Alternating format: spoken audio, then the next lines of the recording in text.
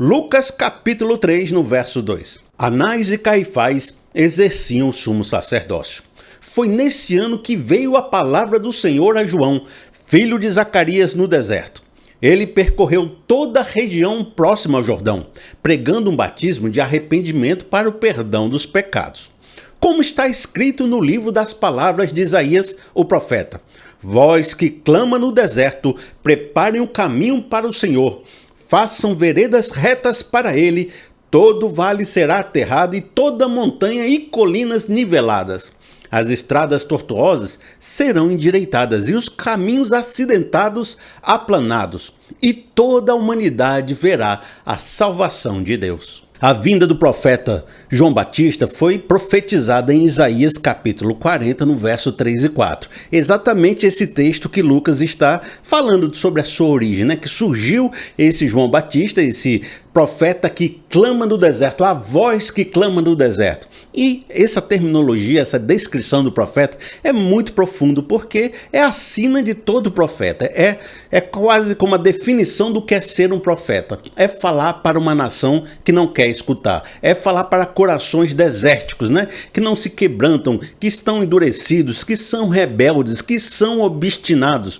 E um profeta, ele sabe que vai se levantar, vai falar: arrependam os seus corações, permaneçam na aliança, deem testemunho de Deus, ajam com justiça, não pratiquem o pecado, não derramem sangue inocente. Ainda assim o povo vai ficar assim, recusando a palavra dele e dando ouvido aos falsos profetas. Foi assim em toda a revelação e é assim também com o último profeta. Ele vai encontrar um deserto para pregar. É a sina do profeta. No entanto, você observa também que ele surge no próprio deserto. É como se Deus dissesse: embora a simbologia todo mundo entenda do que é ser voz que clama no deserto, também vou trazer ele propriamente no deserto mesmo, para ficar bem claro o seu propósito, assim, tanto de forma literal como de forma simbólica. Tá lá, não tinha como você se enganar de entender que João Batista era esse profeta que ia preparar os caminhos para o Messias, que ele ia entregar Jesus Cristo para esses corações arrependidos. E veja, aqui você vê uma questão do discurso dele que eu acho maravilhosa também, que diz assim: ele vai aterrar os vales, né? Tem um vale, né? Aqui a depressão, ele vai botar a terra até ficar plano. E ele diz, ele vai pegar os montes e vai aplanar, né?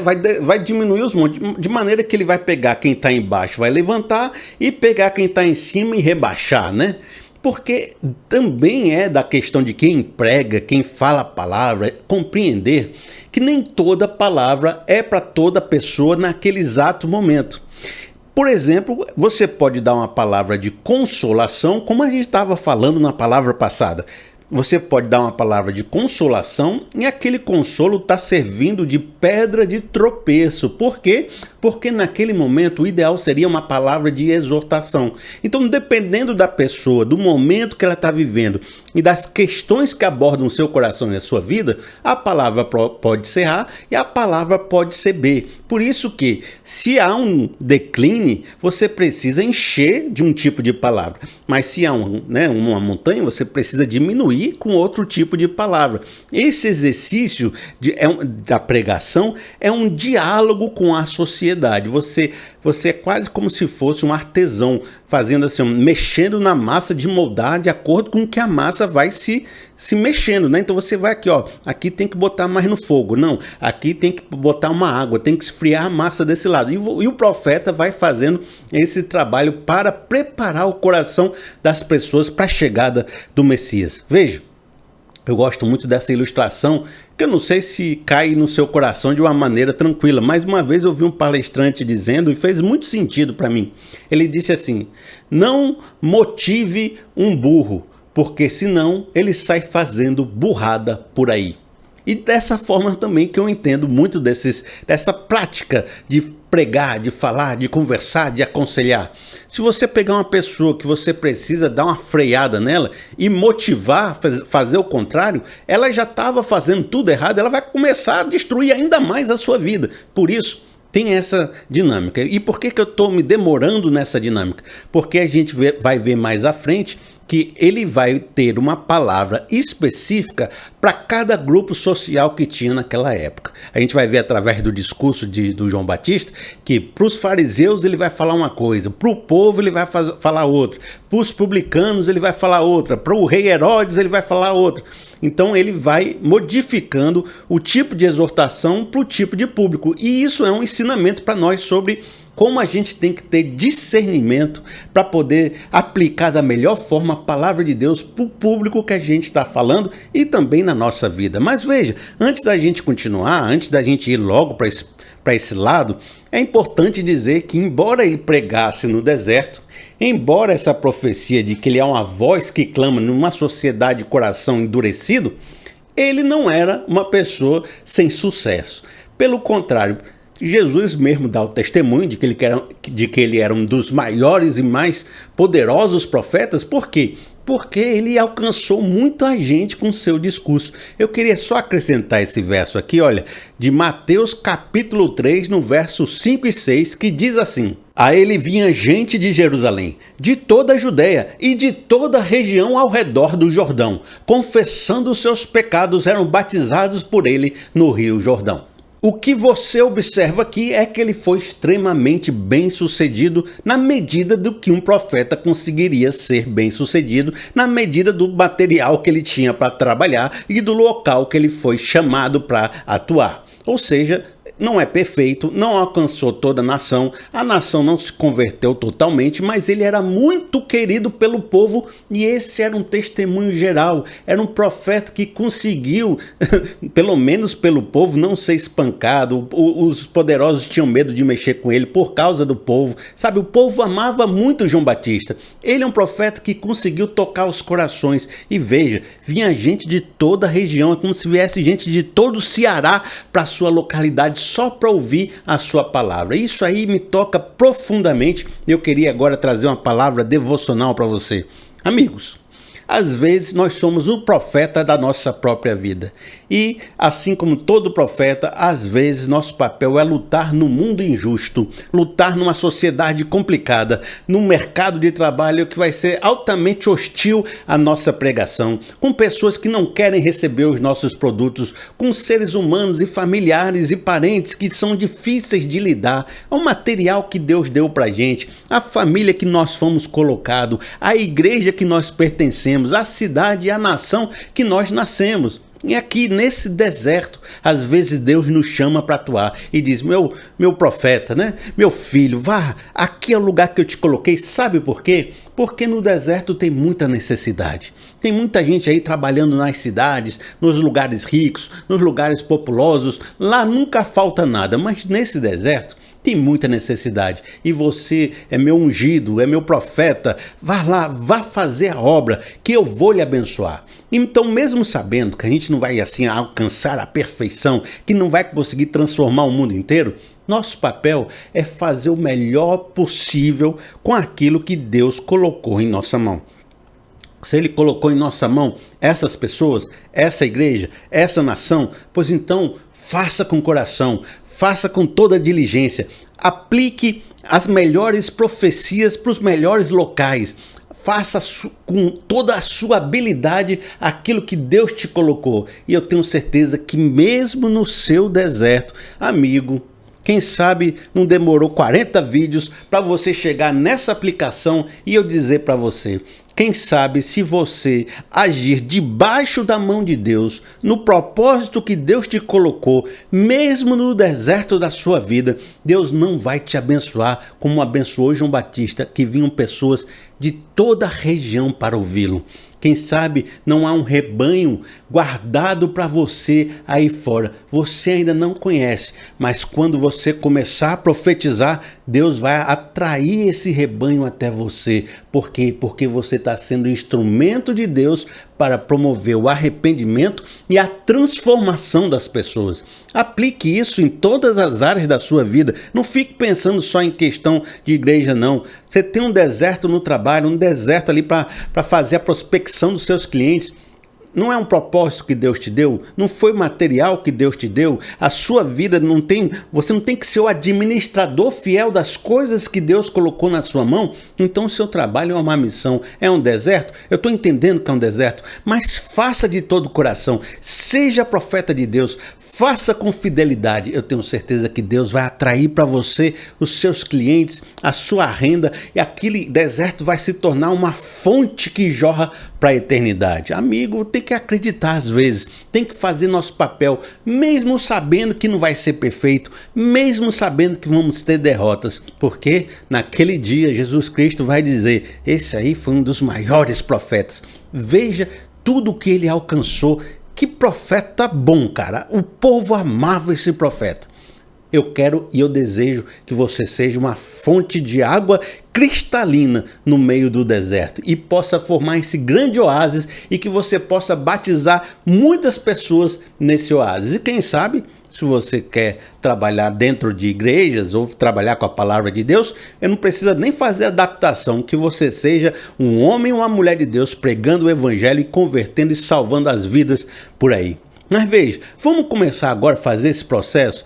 Por isso que eu me demorei um pouquinho lá naquela explicação. Nós vamos agora aplanar os montes e aterrar os vales, endireitar os caminhos. De acordo com o público, nós vamos ver uma exortação do profeta. Nós vamos começar dizendo isso daqui, que é o versículo-chave para a gente nesse momento. Lucas 3, no verso 8.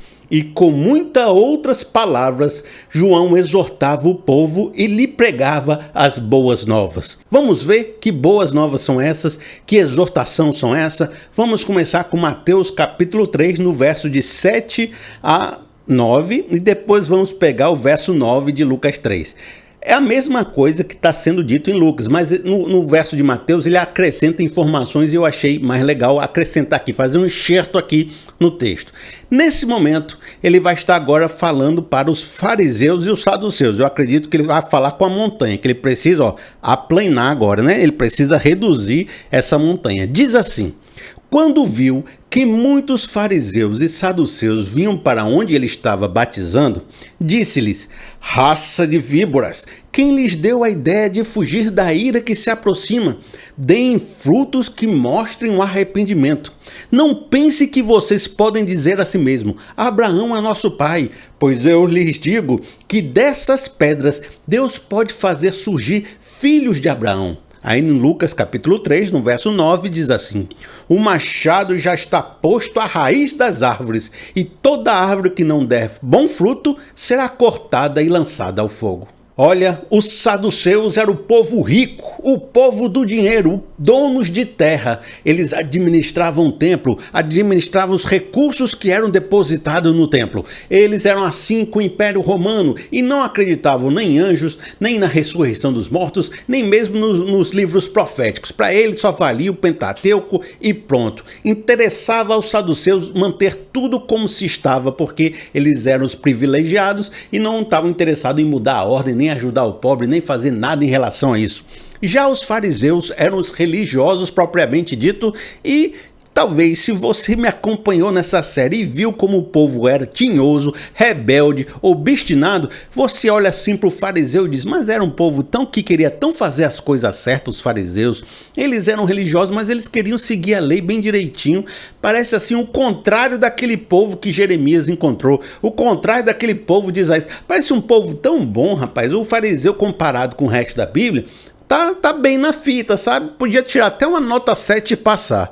Mas acontece que aí o nosso profeta vai falar como se fossem os profetas do Antigo Testamento, porque os fariseus eles eram os líderes das sinagogas, é como se fosse um pastor, eles que, sabe, ensinavam, eles eram os mestres que andavam por aí com seus discípulos, mas ao mesmo tempo, toda vez que você vê Jesus falando deles e vê o profeta falando deles, fala com muitas repreensões. Por quê? Porque mesmo na época dos profetas, você vai observar que existia muita religião, embora o coração fosse distante de Deus. Pode ser que não houvesse idolatria aqui daquela maneira que havia no passado, mas havia uma fachada de justiça e dentro do coração desse pessoal estava cheio de pecados. Até porque a gente aprende no Novo Testamento que todos pecaram destituídos da glória de Deus estão, inclusive os mais religiosos pecaram também, só que às vezes a fachada da religião impede que eles enxerguem isso. E veja, é possível ser muito religioso e ser uma pessoa distante de Deus. Você sabe disso, você que está na igreja sabe, às vezes aquela pessoa que está mais buscando a fé, às vezes é aquela que mais segrega, que mais aponta, que mais julga, que menos manifesta o amor, que menos manifesta a misericórdia. Por quê? Porque nem sempre ter muita Bíblia, ter muita oração, ter muita igreja, significa ter um coração quebrantado, arrependido e temente a Deus, cheio de graça, de misericórdia e de sabedoria. Então, muitos desses apresentavam o veneno das víboras, né? Usavam da religião, usavam das suas posições para conseguir privilégios, para se portar com fama, com poder na sociedade, cheio de vaidade, sentando na frente dos banquetes, das festas, orando no meio das praças, vestindo roupas assim bonitas, para mostrar, cheio de sininho aqui balançando enquanto orava, para se amostrar. Porque hoje você vê na rede social gente se amostrando de todo jeito. Naquela época se amostrava pela religião. Hoje em dia não tem isso, né? Da pessoa ser vaidosa na religião, né? Não tem, né? Mas naquela época tinha. Já pensou? Então, esse pessoal, eles julgavam os outros, sendo que eles também eram pecadores. E era o orgulho, um dos maiores pecados dele, essa soberba de se achar. Eu sempre falo assim, se a gente fizesse um BBB nas igrejas, botasse câmeras escondidas em todos os lugares e começasse a ver a programação do BBB, vamos ver aqui o que está acontecendo na igreja. Olha ali, aquela irmã está falando da outra. Olha só, o jogo da discórdia acontecendo ali. Olha, estão expulsando uma da igreja, estão expulsando uma. É o dia da eliminação. Você vai ver que aquele pessoal que tem uma fachada linda na frente de todo mundo, nos bastidores, com as conversas assim que você nunca acreditaria que essa pessoa teria. E se você observar os pensamentos das pessoas, então, aquela pessoa que você acha super santa, às vezes é um pervertido no coração. Por isso, não se engane por fachadas. O profeta não se enganou. E ele disse, galera, esse pessoal são raças de víboras. Vocês, sabe o que vocês têm que fazer? Dar frutos de arrependimento. E aqui o profeta está falando algo muito importante. Existe religião sem frutos, fé sem obras. Como é que eu sei que vocês são raças de víboras? Porque vocês só têm fé na boca, mas não tem a fé na prática. A sua vida não é piedosa. Vocês não demonstram o amor de Deus e o caráter de Deus pela vida de vocês. Então, amigo, não adianta ter templo, ter igreja, ter pregação, ter louvor, ter tudo que você quiser ter. Mas se você não demonstra por obras a sua fé, então isso é só uma fachada. Isso é a primeira lição que nós aprendemos. Por isso, tome cuidado. O machado já está posto à raiz das árvores. Olha aí. Veja, Lucas capítulo 3, vamos falar para outro grupo no verso 10 e no verso 11, que diz assim: o que devemos fazer então? Perguntavam as multidões. Veja que agora não é mais os saduceus e os fariseus. Agora ele vai dar uma palavra para as multidões. João respondia: quem tem 2 túnicas, reparta-as com quem não tem nenhuma, e quem tem comida, faça o mesmo. E aqui você vai observar que no mundo onde o Império Romano domina, onde tem muitos opressores, impostos pesados, saduceus, donos de terra, e você é só um ser humanozinho, uma multidão necessitada, que às vezes está ali só para receber alguma palavra, para ver se tem algum alento para você conseguir viver mais um dia. Jesus se deparou muito com esse pessoal e multiplicou o pão para eles. Ele sabia da necessidade desse povo. O povo comum é muito sofrido, é muito oprimido. Aí o João fala, olha, vocês são poucos, vocês são pobres, mas aquilo que vocês podem fazer, façam. Se alguém tiver 2 túnicas, dê uma para quem não tem. Às vezes não é muita coisa, mas é o que você pode fazer, pois faça, porque se de alguma forma você amenizar essa dor social, você já vai estar fazendo o projeto e o plano de Deus na sua vida. Olha, você tem um pouco mais de comida? Pô, dê um pouquinho para quem não tem. Faça o possível. Às vezes nós não podemos fazer muito, mas se você pode fazer alguma coisa, se você pode aliviar a carga de algum irmão, se você pode aliviar um pouco do sofrimento, e se todo mundo puder fazer um pouquinho que seja, isso já vai estar manifestando um pouquinho do reino de Deus, do coração de Deus, e demonstrando a sua fé verdadeira e seu arrependimento. Às vezes não é dar, mas é, por exemplo, servir. Às vezes você não pode dar uma túnica, você não pode dar uma comida, mas você pode estar junto com alguém, ouvindo o lamento dela, abraçando uma pessoa num momento difícil. Às vezes no seu trabalho você pode trabalhar como quem serve a Cristo, dando um sorriso, fazendo com alegria, abençoando a vida das pessoas. E às vezes só o fato de você servir bem de todo o coração alegra a vida de alguém, sabe? Abre um sorriso na vida de outra pessoa, deixa as pessoas um pouco menos infelizes. Então, se você não pode fazer muita coisa, se você aqui tá no vale, vamos aterrar, vamos motivar, vamos acreditar,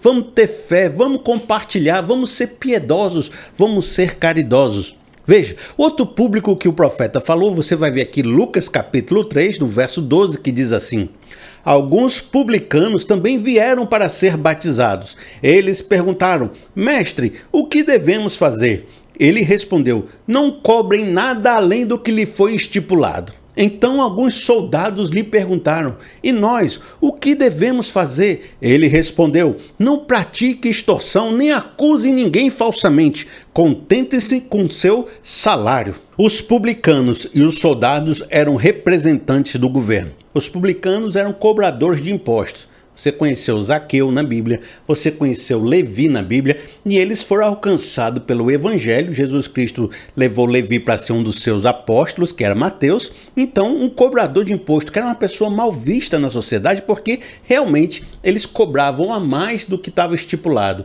E aí ele ia na sua casa, ia cobrar um imposto, levava um pouco a mais e botava no seu bolso. Naquela época acontecia essas coisas, graças a Deus. Hoje não tem mais isso, mas naquela época essas pessoas usavam a posição do Estado, a posição que ocupavam, as cadeiras de poder para oprimir ainda mais o povo e retirar vantagem da sua posição. Já pensou isso, rapaz?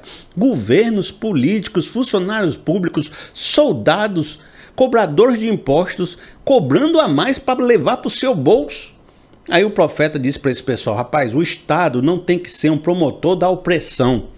Quem trabalha no Estado tem que estar primeiro com o coração de servir e fazer exatamente o estipulado e se contentar com a sua função, com o seu dinheiro e com aquilo que lhe foi lhe dado como responsabilidade. O Estado já é opressor por si mesmo, então que ele não seja ainda mais pela corrupção do coração de vocês. A gente está debaixo do Império Romano? Tá. A gente está debaixo de pessoas opressoras? Está. Não sejam vocês fiéis, crentes, que têm Deus no coração, também mais um peso na vida dessa população. Que vocês sejam um servo fiel, que você seja um administrador fiel das coisas que Deus colocou na sua mão. Veja, Deus pode fazer maravilhas na nossa mão, nos cargos que a gente ocupe, contanto que a gente santifique essa obra e não vá além do que Deus colocou na nossa mão. Não tente ganhar dinheiro a mais do que Deus te deu, porque é nesse a mais que Satanás vem e destrói a sua vida. Veja, vamos continuar agora para um momento especial onde ele vai falar aquilo que era claro, que todos os profetas falavam. Talvez você olhasse a vida de João Batista e dissesse: para que ele foi falar com Herodes? Herodes já era um perdido mesmo. Por que João foi se meter com Herodes? Porque Herodes acabou assassinando João Batista. Mas veja, ele tinha que ser um profeta clássico também. Ele tinha que ser esse profeta que a gente reconhece. E todo profeta na Bíblia ia para os reis e falava contra os reis e exortava a nação para que cumprisse a aliança. Veja, ele foi falar com Herodes em Lucas 3,19, diz assim: todavia, quando João repreendeu Herodes, o tretarca, por causa de Herodias, mulher do próprio irmão de Herodes, aí é bom você entender isso, porque a gente sempre fala que o problema do João Batista foi ter denunciado o caso que Herodes estava tendo com a mulher do seu irmão. Aí sempre fica essa coisa, né? A mulher do Herodias. Mas veja nesse ponto aqui que ele nos dá uma outra compreensão. Ele diz assim, ó: e por todas as outras coisas mais que ele tinha feito. Ou seja, Não é só por causa de Herodias. A Herodias foi um caso muito forte na época, mas o Herodes era mau e fazia muitas coisas más. E ele estava todo o tempo exortando os reis, como todo profeta fazia. Inclusive, uma prova das coisas que o Herodes fazia mal é porque Herodes acrescentou a todas elas, essas coisas que ele fazia mal, colocou João na prisão e mais na frente ele assassinou João por causa de um pedido da filha lá, da Herodias. Veja que Herodes não tinha uma moral muito justa. De todas as formas, quando você conhece a história dele, você percebe que a gente poderia classificar aqui como uma pessoa mundana, né? Nesse grupo de pessoas, vamos considerar uma pessoa mundana, como se fosse Herodes. Não tinha mulheres, fazia os desejos do seu coração, prometia absurdos, gostava até de ouvir João Batista, mas no dia seguinte ia lá e assassinava ele. Veja, olha uma coisa muito impressionante isso que eu acabei de falar. Se você for ver no texto bíblico, em outras passagens, o Herodes, ele gostava do João Batista. Olha só, você pode gostar de alguém e ainda assim assassinar essa pessoa. Que coisa absurda. Uma pessoa que não tem Deus no coração vai de 0 a 80 porque não tem nenhum freio moral no seu coração. Veja, aí uma coisa que me vem assim de reflexão. O Herodes ouvia João Batista. Ele ouvia suas pregações. Ele ouvia até a exortação contra ele mesmo. Ele dizia assim, o que o João Batista está falando de mim? Ouvia e se incomodava.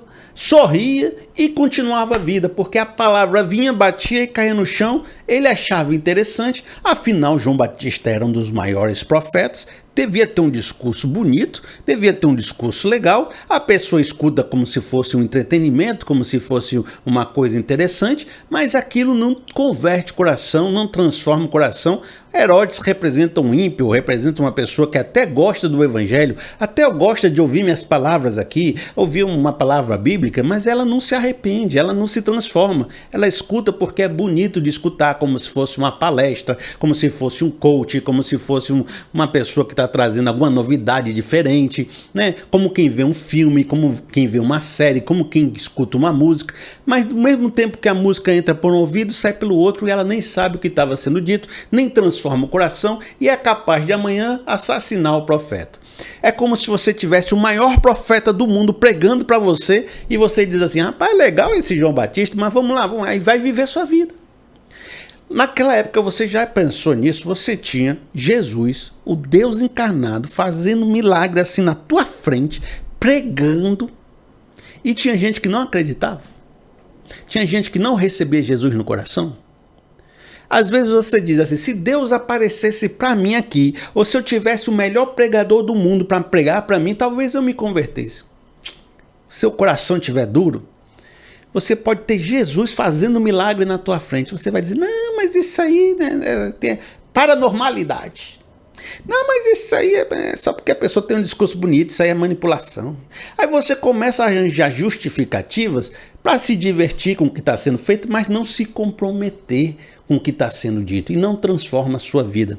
Você pode ouvir 40 dias de textos proféticos, achar interessante, se divertir, fazer sua academia escutando, mas nunca se tremeu, nunca se arrependeu, nunca quebrantou o seu coração e continuar fazendo as mesmas coisas, porque isso é um entretenimento para você, mesmo que eu seja o maior profeta do mundo aqui falando, eita, não adianta, porque não é muito aqui a minha capacidade de falar, mas é se seu coração está pronto para receber o Cristo.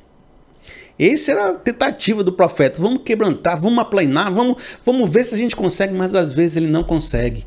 E às vezes esse povo que ele não conseguiu é o povo que quer calar ele, que vai matar ele, que vai crucificar Jesus e que tem crucificado Jesus desde aquela época.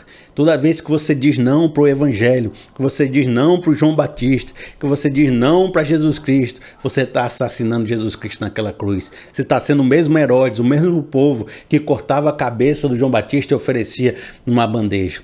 Não fique ouvindo pregação como quem escuta um entretenimento. Não fique lidando com o Evangelho como quem acha interessante. Isso aqui não é para entreter você. E se você é um crente de verdade, ou quer ser um crente de verdade, não tem um que não tenha que fazer um autoexame vez por outra, quebrantar seu coração, pedir perdão e mudar sua vida. O verdadeiro evangelho entende a graça de Deus, entende as palavras bonitas, gosta dos louvores cativantes, mas tem o seu momento de arrependimento, de reflexão, de autoexame e de transformação do coração. Entenda isso, não seja Herodes. Agora, eu vou terminar com o fato de que João Batista cumpriu sua missão. Ele aplanou os corações e recebeu e entregou o ministério para aquele quem era maior do que ele, que foi Jesus Cristo. Diz assim no verso 15, Lucas 3, verso 15. O povo estava em grande expectativa, questionando em seu coração se acaso João não seria o Cristo. Veja que coisa maravilhosa. O João Batista fez um ministério tão forte que o povo achava que ele já era ungido. Aí ele diz assim: João respondeu a todos: eu batizo com água, mas virá alguém mais poderoso do que eu, tanto que não sou digno nem de curvar-me e desamarrar as correias da sua sandália. Ele os batizará com o Espírito Santo e com fogo. Ele traz a pá em sua mão a fim de limpar sua eira e juntar o trigo em seu celeiro, mas queimará a palha com fogo que nunca se apaga. Quando todo o povo estava sendo batizado, também Jesus o foi.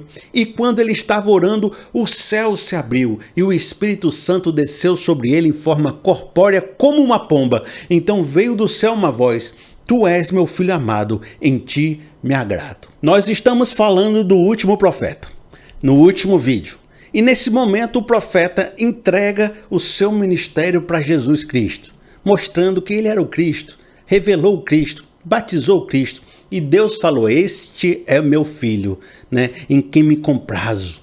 Veja, esse momento do profeta entregando o seu ministério a Cristo, de revelando Cristo, também serve para nós de finalização de toda essa série. Durante toda essa série nós tivemos o propósito de aplanar os montes e de aterrar os vales, de endireitar os caminhos, de preparar os corações. Eu espero que durante essa série profética você tenha feito limpezas profundas nos quartos escondidos da alma, aberto as janelas, deixado o sol entrar, o vento do Espírito fazer assim, tirar o mofo, passar aquele vinagre nas paredes, tirar o lixo, botar no saco assim, amarrar, jogar lá fora, queimar o lixo. Abriu um espaço sagrado para a presença de Deus ficar confortável, entronizada, para que Deus possa agir de maneira profunda e transformadora. Agora, é o papel da nossa série também entregar e dizer: agora é com você e Jesus. Nosso papel está feito. Agora é Jesus no seu coração. Portanto, receba o perdão dos pecados.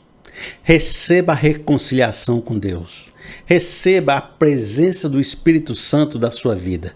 Que agora, a partir de agora, você possa transformar de tal forma a sua vida que os seus dias estão contados na mão de Deus.